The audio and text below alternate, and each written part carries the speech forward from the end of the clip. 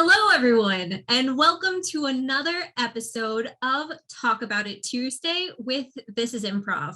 My name is Angelica Zadak, and today we have a very, very special guest, Anthony Francis. How are you doing? Hi, Angelica. I'm good. How are you doing? I'm pretty good, thank you. Thank you for joining us on this video adventure. We're really happy to have you. I'm very happy to have you. I've had a chance to meet you in person, which makes me even more excited to have your face on the screen. Oh, well, thank you. When I was told that TACOBOUT wanted me, I was floored. So I had an interview today with what is it called? What's his name? Stephen Colbert. And I was like, listen, I got the TACOBOUT It show, so he's on hold. Yeah. So I'm happy to be. I would not miss this. Yeah, we have some friendly rivalry going on right now with guests. So thank you for choosing me. Thank you for choosing our side. Always. TACOBOUT It is the #1 show. Do not miss it. Use this for the promo. Okay. Thanks. No, but seriously, thank you guys for having me. This is great. Yeah, I got to meet you in person. I got to meet your sister and your mom, and you guys are like killing it, and you're doing some really great improv stuff, and I think it's great. I think This is Improv is fantastic, so keep doing it. Thank you. Yeah, we're going to use that for our promotional videos from now on. Thank you. Anthony's face is just going to be all over our promo sound bites. Yeah. Woo. Next up, we need to meet your entire family. That would be great. Yes. Yeah. Max included. Definitely. Right. My cat Max. I have 2 cats. You've met one. One. Yes. Halfway there. And thank you for saying, or thanks for hyping us up, but you are absolutely incredible. You're an improviser. You run, correct me if I'm wrong, you run an improv theater, correct? I walk an improv theater. Okay. I do. I run ImprovU, and it's a really more of like an improv training improv training center. I like to just provide people with an opportunity to learn what improv is about and do it. I don't do levels. I really just do drop-ins right now, and then I'll do the occasional workshop with a group of people when they sign up for that sort of thing. ImprovU, though, does do more than that. We do corporate training for companies. We'll go out and we'll do some improv with companies. And also I do improv with special needs adults for workplace programs. So adults that are special needs who are looking to go into the workforce. I come in and I'll come and do some improv with them, and I do that with right now my clients are JARC, which is a Jewish community center up in West Boca, and the Goodwill Academy, which is in Boynton.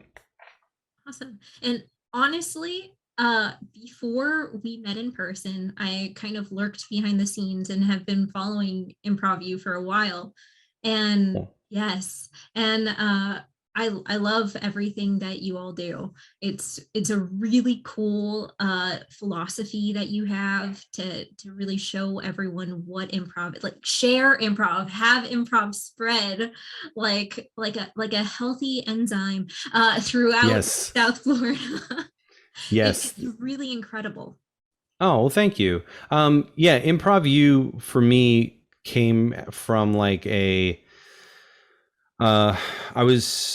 started doing improv, and I joined Sick Puppies, which was great. Casey Casperson opened so many doors and really gave me so many opportunities to grow as an improviser, and was really gave me my first teaching gig, and I got to teach improv, and I had some teaching background, but never with improv. I taught martial arts for many years, and I did not know that. Oh yeah. I used to teach martial arts with the American Taekwondo Association, if anyone's familiar with the ATA. But I did that for a while, and so teaching is something I've always loved to do. Casey really gave me the opportunity to do that, and then I just wanted to do more. So I opened a drop-in class in Delray, and the joy I got from that was nothing I'd ever felt before. And I really wanted to just do it more and more. And the idea of ImprovU was never the plan. The plan was teach improv fun, teach improv.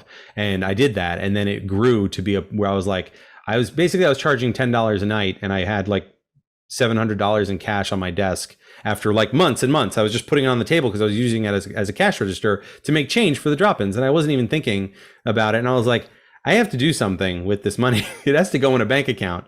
And so we thought about it, and we talked about it, my wife and I, Marissa, and she and we said, you know what, let's start an improv company, and we'll be a nonprofit, and we'll call ourselves ImprovU, like a university. And that's kind of where we started. And that's kind of how improv got, you know, the drop-ins were always fun for me because I just wanted to see how many people want to do improv. Like, who wants to do it? Who's good at it? Who wants to get good at it? You know, you didn't have to be good to do it. You just come and do it.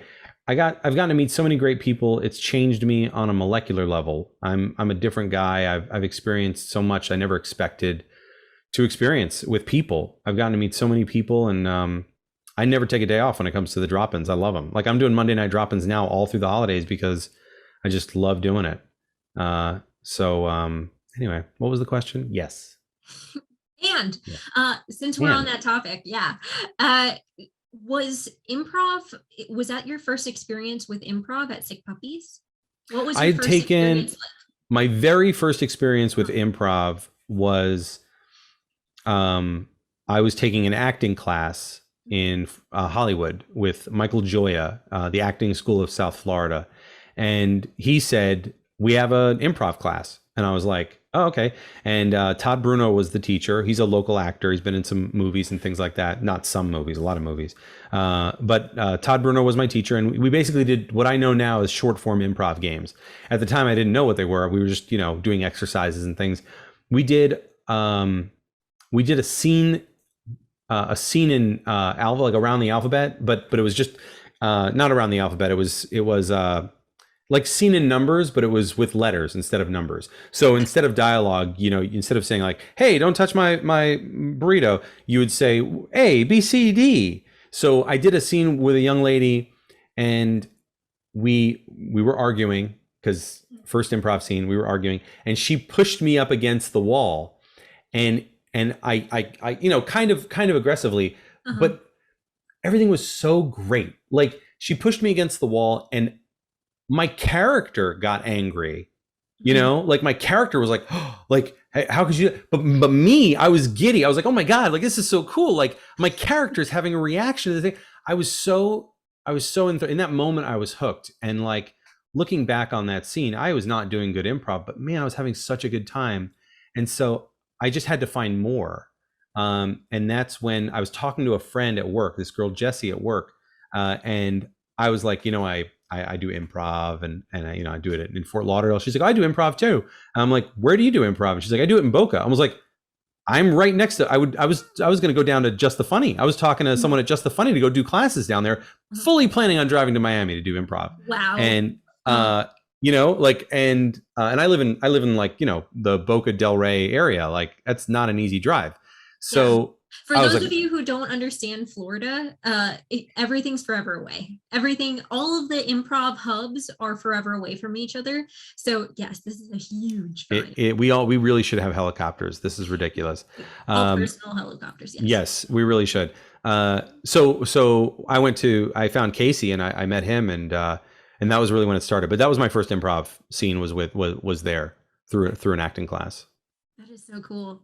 Yeah, it's so crazy to think that, you know, there's improv in acting, and it's never kind of like framed that way. It's framed as an acting exercise, and it's all this, we constantly face improv, you know, and we never know what improv is until someone's like, hey, oh, let's play an improv game. It's like, wait a second, I've done that before. Right. And I'll never forget, like, Michael Joya. I guess my real first experience with improv was Michael Joya, my acting teacher, who's still around now and is a fantastic acting teacher.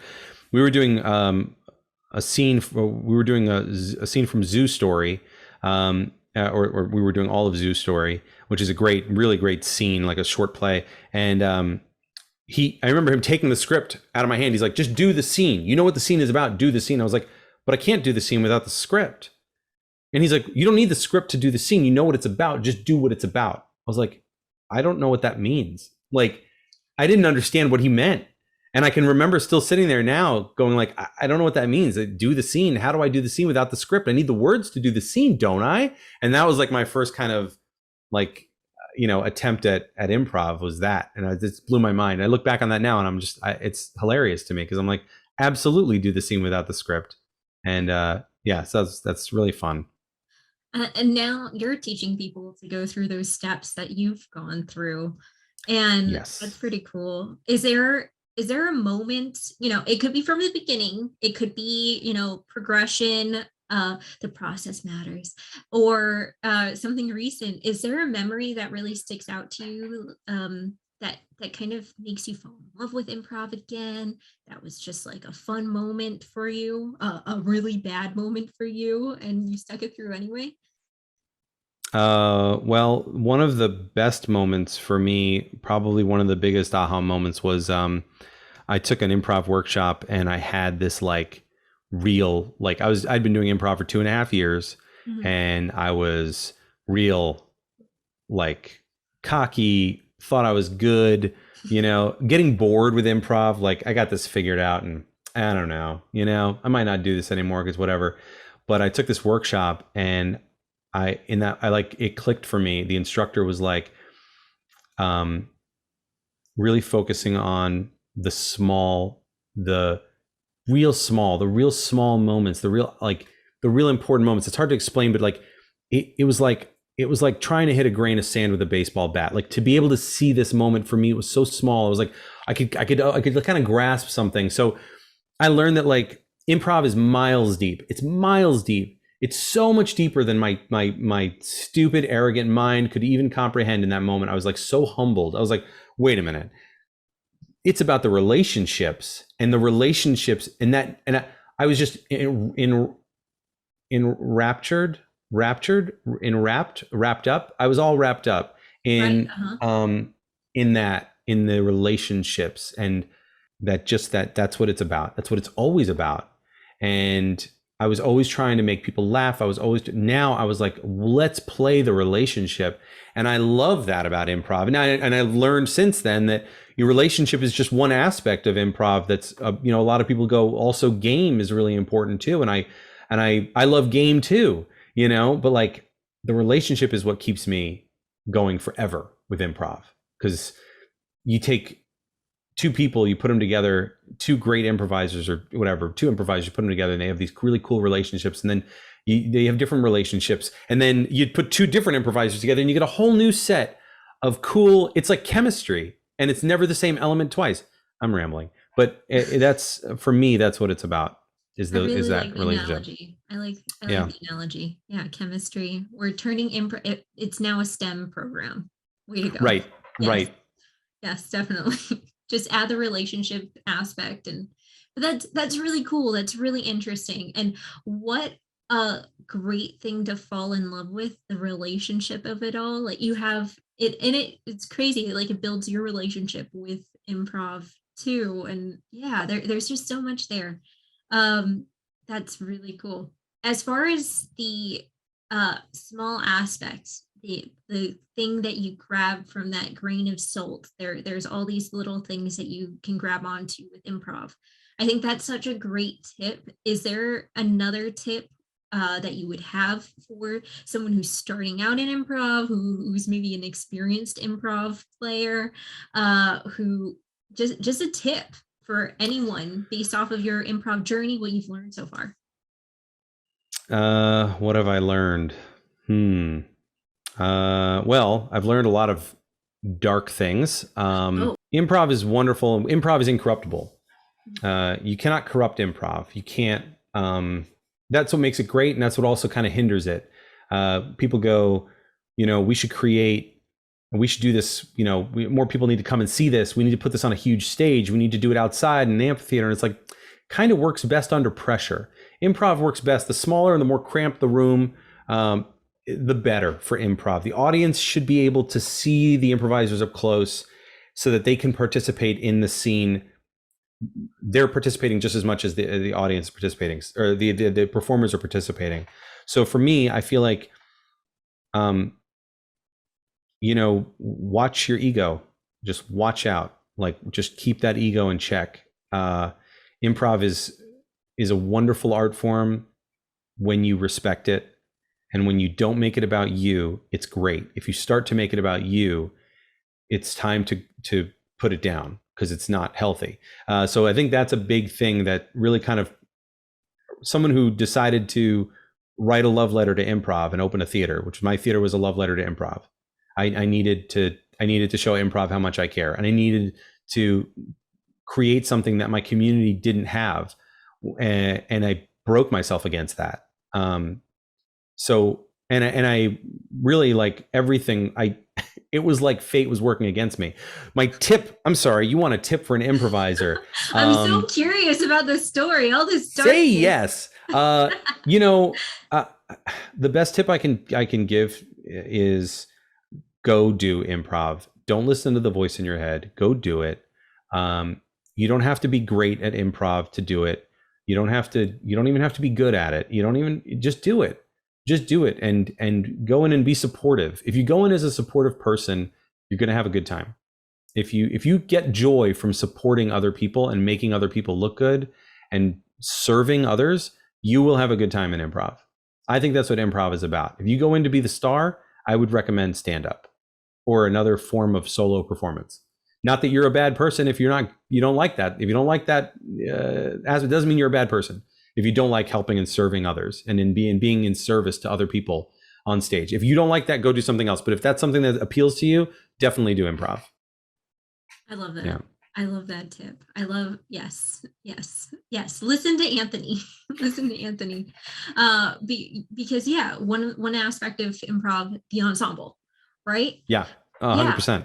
Yeah. So definitely awesome. And something that I want to touch on too, based off of what you've been talking about, and finding that community and your discovery of it and just doing it, you have something special that you developed in Florida, a special festival.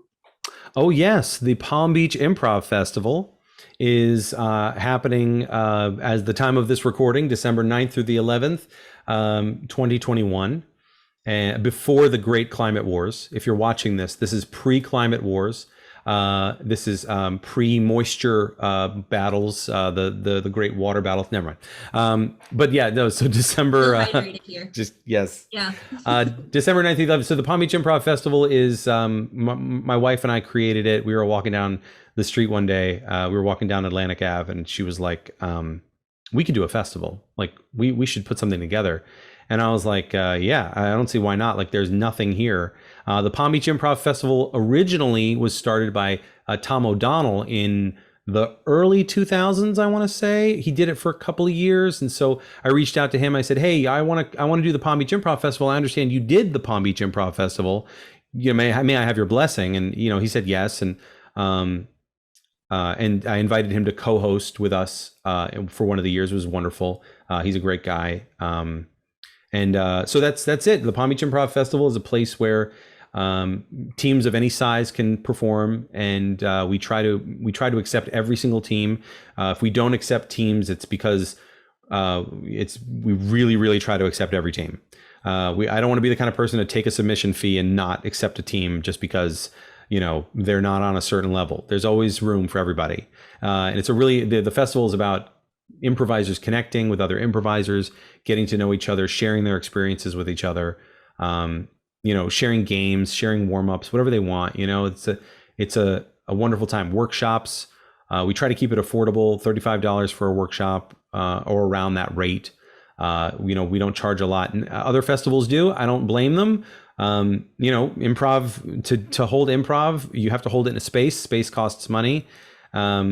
But we do not make a lot from the festival. We try to break even if we can get some of that back would be nice. But at the end of the day, it's really about, it's that love letter again. It's that saying like, hey, we really want to have this, because if I don't do it, I don't know who else is going to do it. And I'm more than happy to pass it on to somebody else, as Tom did for me, Tom O'Donnell. Like, he was like, he put it down at some point, someone else picked it up, and I think that's great.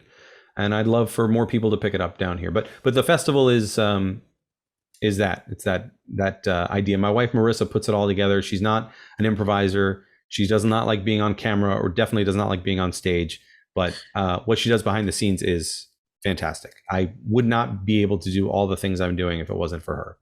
I'm I teach and I do stuff, but I'm not the most organized person, and so she really does a lot of the heavy lifting. Also, literally, because I don't want to carry anything. So I'm like, you carry it. I don't want to carry it. Oh, okay. Oh, okay. Yeah. Oh, almost a pack mule. So I've heard three things. These are the three things that I picked up from your talk on the festival. One, Marissa, everyone needs one. She's amazing. She's incredible. Don't throw your stuff at her. She won't pick it up for you, but Nope.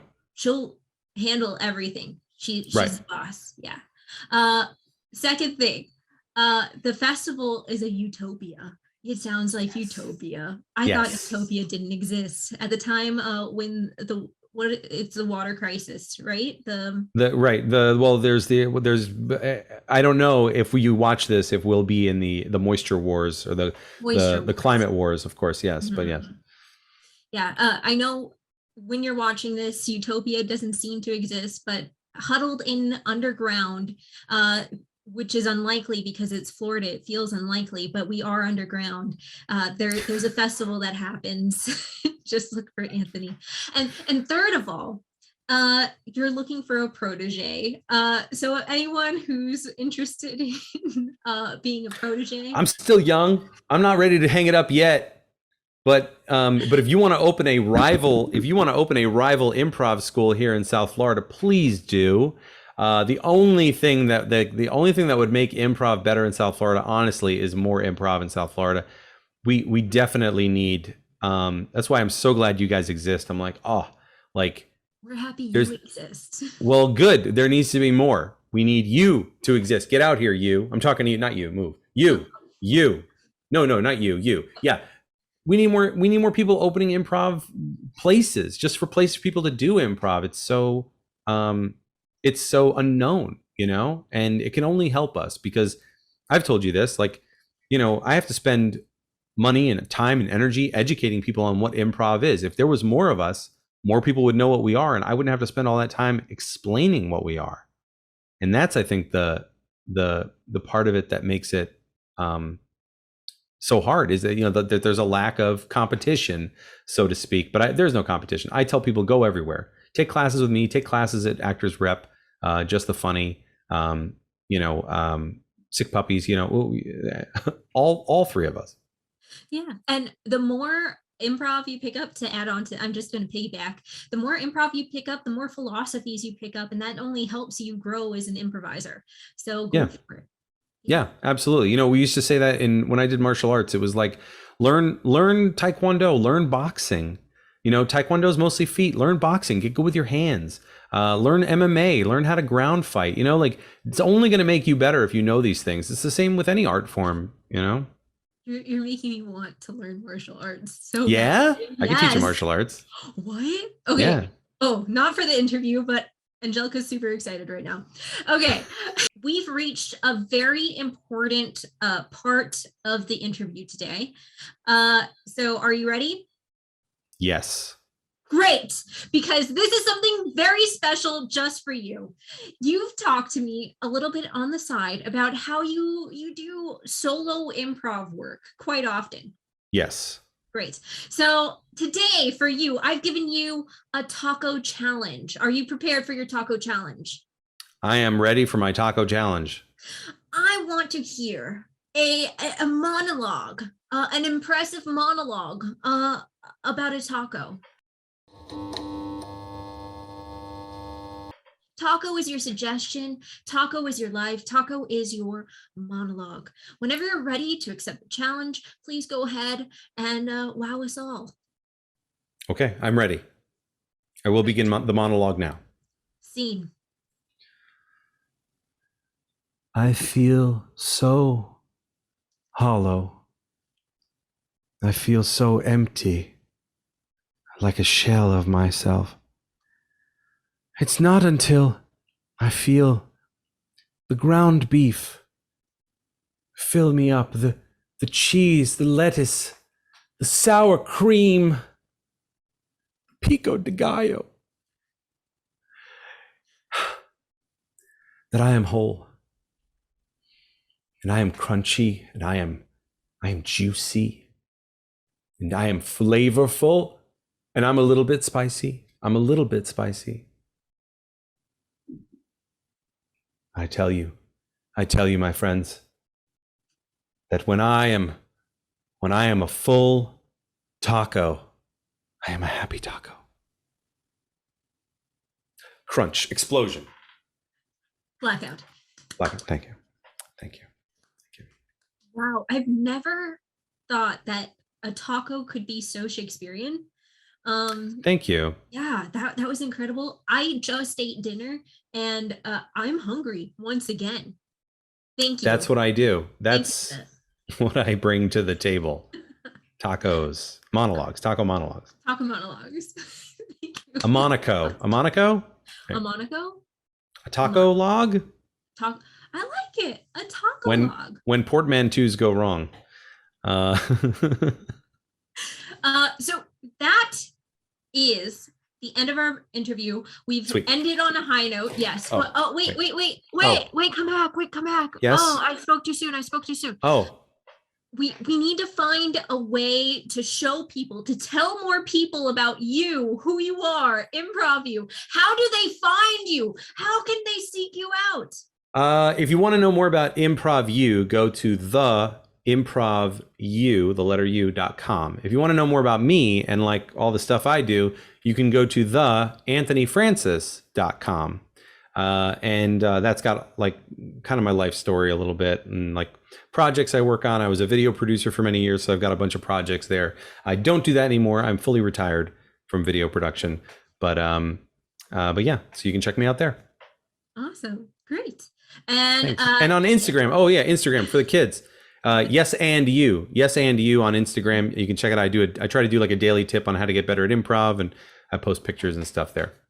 And something else I found, YouTube, yep. Yes and you on YouTube. You can check out all of our old videos, shows. We've got a bunch of stuff on there. MySpace, Anthony, I want to say Anthony, I forget what it is on MySpace. Just search Google, do a Google search, or go to Ask Jeeves. Go hit the MySpace. And I have a Tumblr out there somewhere. So yeah. And if we get lost, we can just ask Tom where to go. Right? Yes. I am still friends with Tom. Just great. Throwing it out there. Yeah, Tom's a great guy. Yeah. He's great. He did a lot for us. Yeah. He did. Never forget Tom. Never forget Tom. Thank you so much, Anthony. It has been a blast having this interview, listening to your monologue and listening to this story, just a smidge. I know there's so much more there to ImprovU. And it's a saga. It's a saga. Saga. I love it. I can't wait to learn more about the saga as we speak more. Maybe if you're back, we could learn more about the full-fledged story. And that's right, folks. Just keep an eye out always for Anthony. Anthony's out there. Well, thank you, everyone. This has been another episode of Talk About It Tuesday. Make sure to subscribe to This Is Improv's YouTube page so that you can check out all the videos that come out with all these awesome artists telling their stories, how they got started, giving you some cool advice, and listening to some of the darkness along the way in this case. And watch out for the darkness. The darkness. Make sure to also like this video if you like the darkness. If darkness is your friend, like this video.